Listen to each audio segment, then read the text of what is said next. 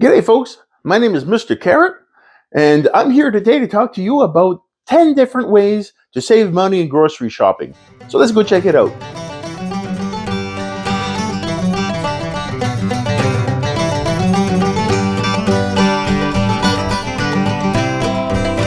So, tip number 10. Everybody knows this one, but it's still worth mentioning. Check your sales, check your coupons, take a look at, check the store's website before you get there to find out what deals are out there so that you can take advantage of all the best deals that are on the table. Tip number 9. Make a grocery list and stick to it. Your list should include the regular price that you normally pay on these items, just to make sure that you know whether or not you're getting a good deal or not. Now, it's not always easy to stick to your list, and I'm going to give you a bonus tip here. Great deal on tips today. Don't go shopping while you're hungry. Take a meal first. Eat first and then go shopping. You'll be much less vulnerable to temptation, and you're much more likely to stick to your list that way. Tip number 8. Bring your calculator when you go shopping. You can add up your totals as you go along to make sure you're staying on budget. And it's also a great way to compare prices between items from different brands that are not necessarily sold in the same quantities. So let's say you got two brands of beans. One sells their beans for in a 500 milliliter can for $1.50. The other one sells a 750 milliliter can for $1.95. So which one is the better deal? What you want to do is you want to take your price and divide by your volume. So your price is, say, your first can is $1.50 divided by 500 milliliters. Then you multiply it by 100 to give you your 100 milliliters so that you can have the same quantity. That equals to 30 cents per 100 milliliter. So now when you're looking at your second can, you start with your price, $1.95 divided by 750 multiplied by 100 to get that 100 milliliter. And that gives you 26 cents per 100 milliliter. So at 14% cheaper, your larger can at $1.95 is a better deal than the smaller can. You need to compare the same amount of food. It makes a big difference, especially when you buy by the case or you're buying in bulk. Tip number 7, know the layout of your grocery store. Fresh and whole foods like milk and bread and fresh fruit and vegetables and milk. All of those things are usually on the outer perimeter of your store. And your other staple items like flour and rice and things like that, they're usually in your center aisle. So this way you can avoid the chips and the cookies and the pop aisles and those overly processed foods, because convenience foods are rarely a better deal than homemade, and they're rarely a healthier alternative. Tip number 6, fruits and vegetables are cheaper while they're in season. So this is a good time to go out and buy in bulk and make your preserves. I like to go buy fresh products from our local producers, when it's items that I don't grow myself.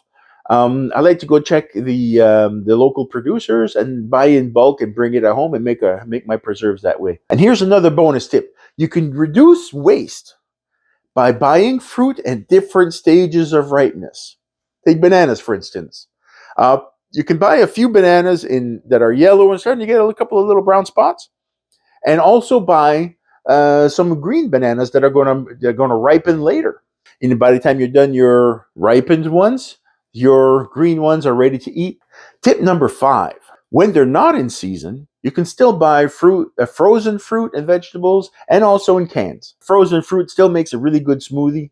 There's a good quality product. When it comes to your cans, you might not want to, eat all of the salt and preservatives that are in there, but you can always empty your can into a strainer and then run some water to rinse off the extra salt and preservatives off of there. Tip number 4, stock up on your basic staple items.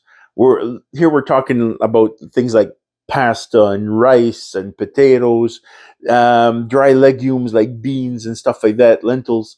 Buy them on sale.